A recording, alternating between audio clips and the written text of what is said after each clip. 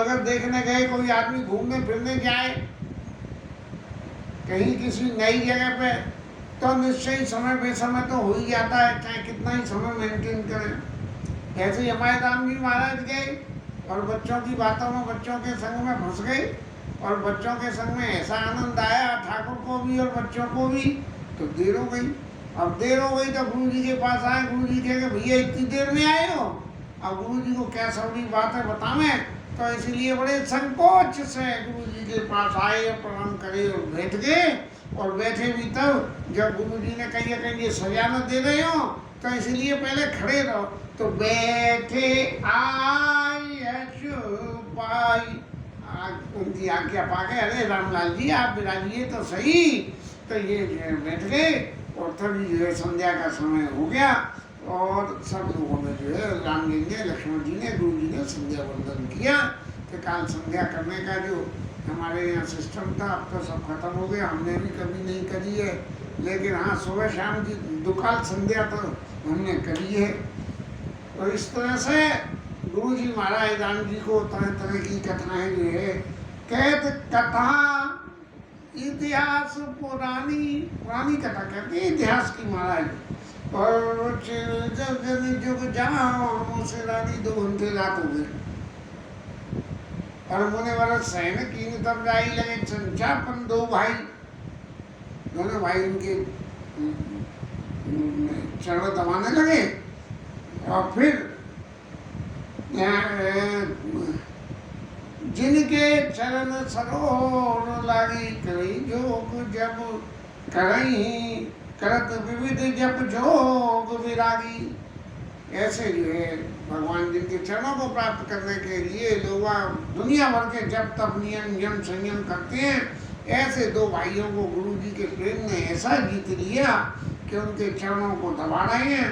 और फिर गुरु जी ने आज्ञा दी तो दोनों भाई चले गए, और जाने के बाद में फिर जो है राम जी सोए और लक्ष्मण जी को लक्ष्मण जी चरण सेवा करने लगे। और फिर राम जी ने आज्ञा दी तो लक्ष्मण जी चले गए। कुछ ऐसा जीवन का स्वरूप अपने बचपन में हम लोग तो मैंने भी किया था, इन सब कामों में हम बच्चे थे तो ऐसा तो सुख नहीं था क्या इन सब कामों को करके हमें चित्त में सुख होता हो, बंधन था हमारा। लेकिन बंधन के बारे में जब आज विचार करते हैं तो लगता है वो बंधन बड़ा अच्छा था। और फिर जो है सुबह उठे महाराज, सब लोग सकल शौच कर जाई नहाए और नित्य निभाए मुनि से नहाए, अपना नित्य कर्म करके सुबह की अपनी संध्या करके और विश्वामित्र ऋषि के पास में आए और विश्वामुनि से नहाए, आके उनको प्रणाम किया। और फिर गुरु जी ने क्या करा, समय जानी गुरु आय छुपाई। अब ठाकुर जी ने तो शॉर्ट में संध्या कर ली होगी मुझे ऐसा लगता है, और विश्वामित्र ऋषि का जो है लंबी पूजा सेवा करते होंगे, क्योंकि उनके जीवन का संकल्प भी था ठाकुर जी गोविंद की सेवा पूजा करना। तो वो जो है उन्होंने कहा कि भाई पूजा के लिए फूल चाहिए, तो उन्होंने देखा कि भाई फूल लाने का टाइम हो गया, तो महाराज आप कहो तो फूल ले आए, या गुरु जी ने कहे कि जाओ रामलाल जी अब आप जाकर समय जाने गुरु आए सिपाही, गुरु जी ने कह दी। तब लेन प्रसून चले 2 भाई, जहाँ जहाँ जाते हैं दोनों ही संग जाते हैं, एक अकेला कोई नहीं जाता। घर से बाहर प्रदेश कोई जावे और 2 आदमी संग जावे तो दोनों को संग रहना चाहिए, अलग अलग नहीं।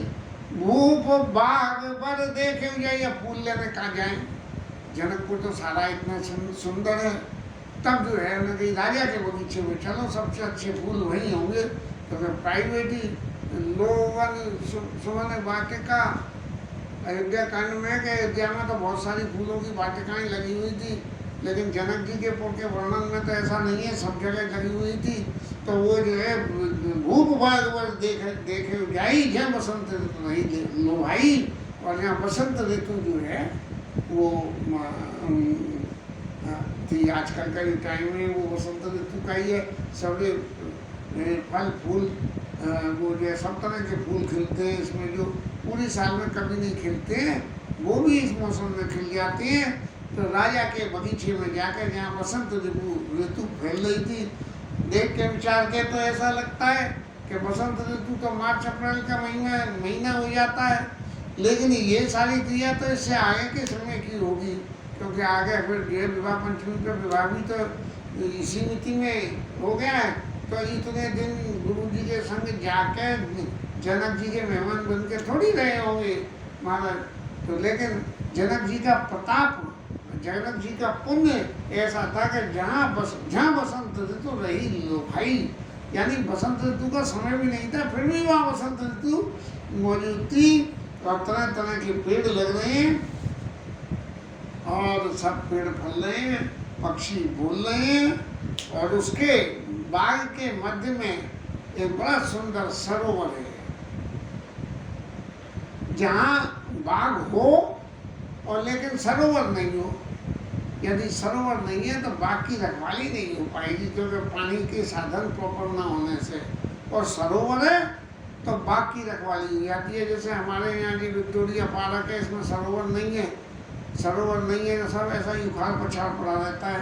दुनिया भर का इंतजाम करते हैं, सरोवर का इंतजाम नहीं करते हैं। तो मध्य बाग सर सोह स्वावा और मणि सोपान विचित्र बनावा। सरोवर था, छोटा मोटा सरोवर नहीं था, बड़ा था, क्योंकि उसमें उतरने के लिए सीढ़ियाँ लगी हुई थी, और सीढ़ियाँ भी कैसी थी, मणियों की बनी हुई। मणि एक मणि का तो वो स्वरूप है जो ज्वेलरी ऑर्नामेंट में पहना जाता है, और एक मणि का जिनको सेमी प्रेशियस स्टोन भी बोलते हैं, वो है जो समय के हिसाब से चलने फिरने से घिसते नहीं है। तो ये निश्चित रूप से सेमी प्रेशियस स्टोन जो घिसते नहीं है उनकी बनी हुई थी। ऐसा नहीं था कि गले में जो मणि डाल के पहनी जाती है या नागमणि उसकी सीढ़ियाँ बना दी गई हो। विमल सलिल सरस जो बहुरंगा, तरह तरह के कमल खिले हुए थे उसमें, और जल खग कूजत गुंजत भंगा, घोड़े गुंजायमान कर रहे हैं और पक्षी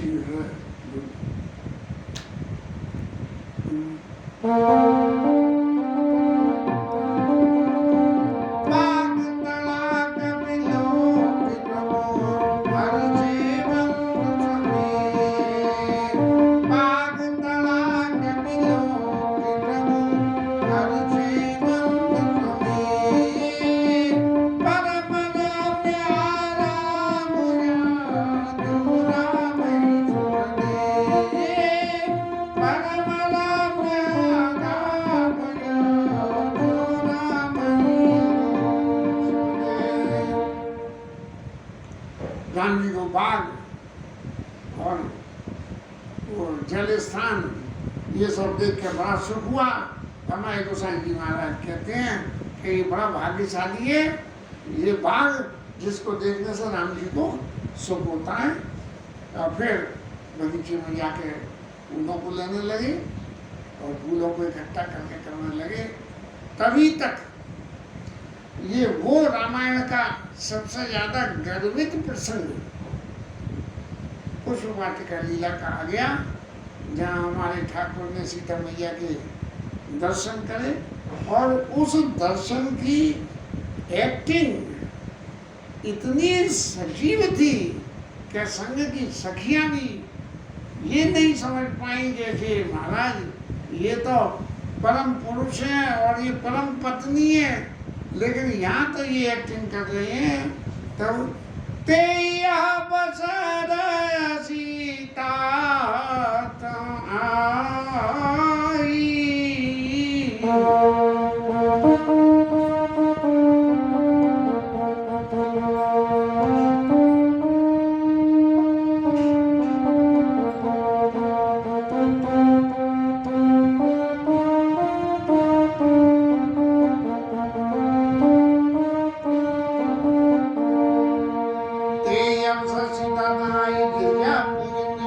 आई, माता जी ने जो है पार्वती मैया को पूजन करने के लिए भेजा है, क्योंकि महाराज जनक जो है विवाह करना चाहते थे पुत्री का, और विवाह में सुयोग पर पाने के लिए सबसे आसान तरीका तो पार्वती मैया की सेवा करने का। यद्यपि ये पार्वती मैया की सेवा करके, और एक बात विचार करें, पार्वती जी तो जीवन में सर्व सुख थे, सब तरह की बातें थी, लेकिन एक ही था कि पति जो है महाराज देखने में ऐसे थे, यही दोष था। प्रभु समरथ सर्वज्ञ शिव सकल कुला गुण धाम, और जोग ज्ञान वैराग्य निधि पणत कल्प तरु नाम। इतनी व्याख्या पार्वती जी ने अपने मुंह से करी है। इतने सब गुण होते हुए भी शंकर जी का स्वरूप जो था वो पति स्वरूप में कोई भी पत्नी स्वीकार करने के लिए तैयार नहीं होगी, कि जिसका पति जो है बावरा हो, देखने में बिल्कुल कपड़े भी न पहने, दिगंबर रहे, तो मसान की भस्म लगावे शरीर में, और मुंडों की माला पहने और सांपों को करे, तो ऐसे पति के लिए कौन का। अब जिस पत्नी का ऐसा पति हो और दूसरी स्त्री पति की प्राप्ति के लिए उनकी सेवा करे और उनसे याचना अर्चना करे, और कहीं पार्वती मैया ने कह दी कि जब है ना तो भी मेरे से मिल जाए, तो फिर क्या होगा। हालांकि धरती का सुख पूरा था, मैया को कोई किसी तरह की कोई कमी नहीं थी, लेकिन फिर भी पति का स्वरूप बड़ा मायने रखता है। और इस भौतिक जगत में तो हमने बहुत से देखे हैं कि ऐसी ऐसी ठाकुर की जोड़ी बना देते हैं कि पत्नी को देख के नजर लगे, और पति महाराज बिल्कुल ऐसे, और पति महाराज ऐसे तो पति को नजर लगे तो पत्नी ऐसी। तो ये ऐसी गणितें हो जाती हैं कि इन गणित पे ये नहीं कहा जा सकता कि भैया आपने कौन की सेवा करी, लेकिन सेवा करने के बाद जो फल मिलना है वो फल मिलना है कि पति ऐसा हो कि सांसारिक रूप से स्वीकार योग्य हो। बस ये रूप स्वरूप तो कुछ दिन की बात होती है, गुण अवगुण कुछ दिन की बात रह जाती है, लेकिन संसार में जिसके चरित्र का जिक्र हो ऐसा पति होना चाहिए। इसलिए महादेव बाबा के पार्वती की पूजा करने के लिए ये नियम बन गया। ऐसा गोविंद ने मेरे मुंह से खिलवाया, पता नहीं मैं कितना सही हूँ या गलत हूँ। संग सखी सब सुबह सयानी, और गावई गीत मनोहर वाणी। उसके संग में और बहुत सारी जो है सखियाँ थी, ग्रुप में ही चलती हैं, माताएं बहनें तो सब ग्रुप में ही चलती हैं, अकेले अकेले चलती नहीं है। और वो तो वैसे भी राजकन्या थी, इसलिए कोई इस बात का यही नहीं था। और बड़े सुंदर गान टान कर रही हैं। अब तालाब के किनारे में जो है वो पार्वती मैया का मंदिर है, और पार्वती मैया के माँ तालाब पे गई और जाके वहाँ उन्होंने स्नान किया, और स्नान करके जो है पार्वती मैया की पूजा करने के लिए उनके मंदिर में चली गई हैं, और बड़े स्नेह के साथ में पूजा करके पार्वती मैया से ये नहीं कही कि माता पार्वती मेरा पति भी आपके समान हो, ऐसा नहीं कही। तुमने जो अनुरूप सुभग वर मांगा, बोले मैया मेरे अनुरूप वर दियो, अपने अनुरूप मत दे दियो, मुझे देख के जैसा है ऐसा वर दियो। और ये तो सभी क्रिया यहाँ हो रही थी। अब जब लोग वहाँ ग्रुपों में जाते हैं तो एक आध तो कोई ऐसा होता ही है कि जो इधर उधर बिछट के और घूमने चला जाए, तो उनमें से एक सखी जो है वो घूमने चली गई, और उसने जाके वहाँ राम जी और लक्ष्मण जी को देखा, तो उसकी क्या स्थिति हो गई। प्रेम विवश सीता पही आई, ऐसी प्रेम विवश होके आ गई कि हम रामलीला में देखा कहते थे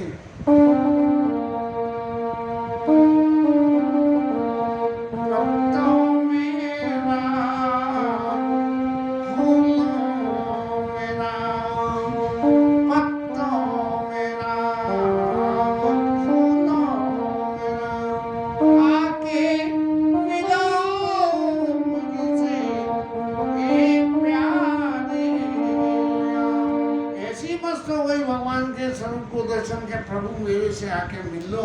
और ऐसे में ही वो चलते चलते उसे सीता जी के पास में पहुंच गई। और जब उसकी ये ऐसी हालत देखी तो सबने पूछी, भैया ये कह रहे ये पत्तों में राम फूलों में राम, आके मिलो मुझसे हे प्यारे राम, ये कौन सा तेरे को रोग लग गया है? तब उन्होंने पूछी है, भैया कुछ बता तो सही। तो सखी ने क्या कही कि दो राजकुमार बाघों को देखन बाग कुंवर दो आए, और वै किशोर सब भांति सुहाए। सब तरह से सुंदर है और वो देखने आई है बाग। अब जिसका विवाह होने को हो और उसको कुछ ऐसी सी बातें लगे तो निश्चय ही उसके चित्त में ऐसा संकल्प होता है, भैया तुम भी दर्शन कर लो, पता नहीं तुम्हारी जोड़ी कहाँ जुड़ रही हो। तो श्याम गौर किमिताओं बखानी, और गिरा नयन नयन बिनु बानी। वही गोस्वामी जी ने अपनी जो है उसी शैली को लेते हुए कि श्यामल और गौर हैं और उनकी शोभा का क्या वर्णन करूं, क्यों क्या वर्णन करने वाली जीव और देखने वाली आंखें, ये दो अलग अलग इंद्रियां हैं। आंखों के जीव नहीं है और जीव की आंखें नहीं है, तो मैं कैसे उनका वर्णन तुम लोगों के सामने कर दूं कि वो कितने सुंदर हैं। बस इतनी सी बात सुन के सब लोग बड़ी खुश हुई।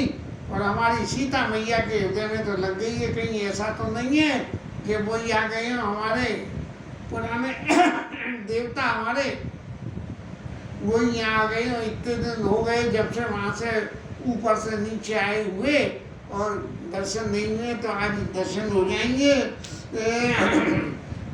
एक कहाई, उन सखियों में एक ने तो रामायण थोड़ी सी सुना दी और दूसरे ने क्या कही, एक कहाई न सुतते आली, और सुने जी मुनि संग आए काली। पूरे नगर में तो घूम गए महाराज, लेकिन राजमहल की तरफ तो नहीं गए थे। तो राजमहल में रहने वाली सखियां उनका दर्शन नहीं कर पाई।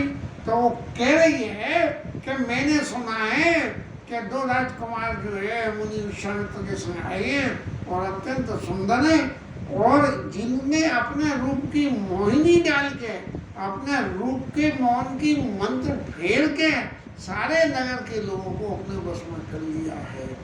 कितनी विचित्र कथा है कि ठाकुर जी के जिस स्वरूप के वर्णन में पूरा विधेय नगर, वो नगर जहाँ देह की कोई कीमत ही नहीं है, कि देह के बिना भी सब काम हो जाता है, वहाँ इस देह के दर्शन करके कीने सोच नगर नर नारी, ऐसी भगवान की छवि के ये दर्शन हैं।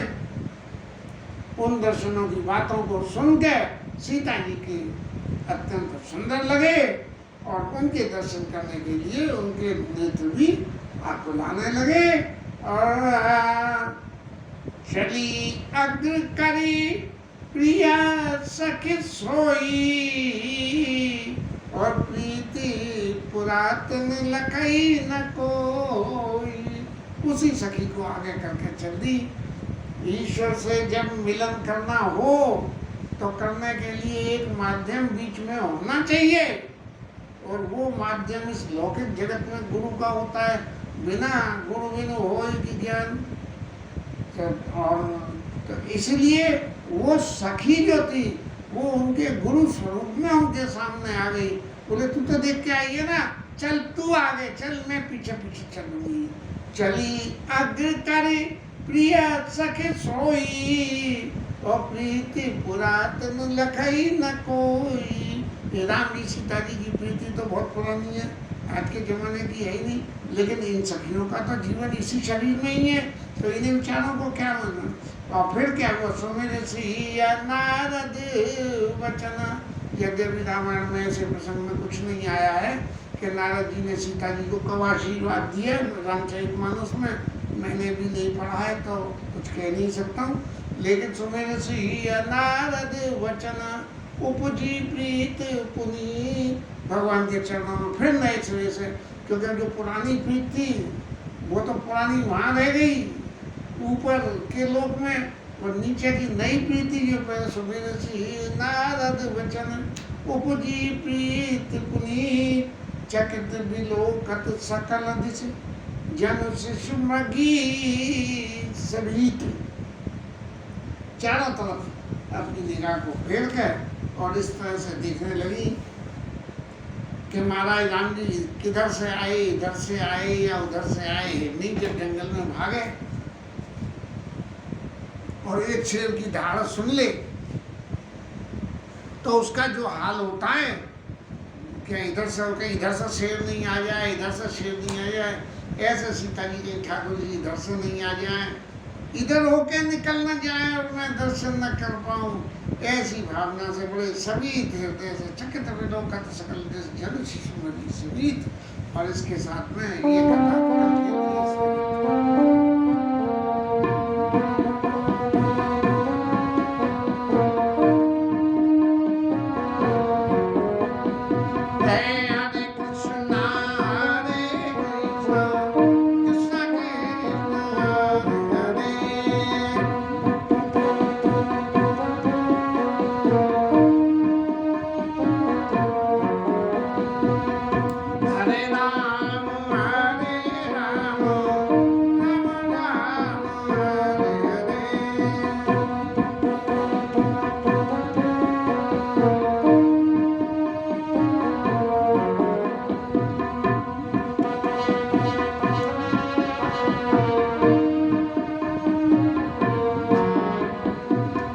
हरे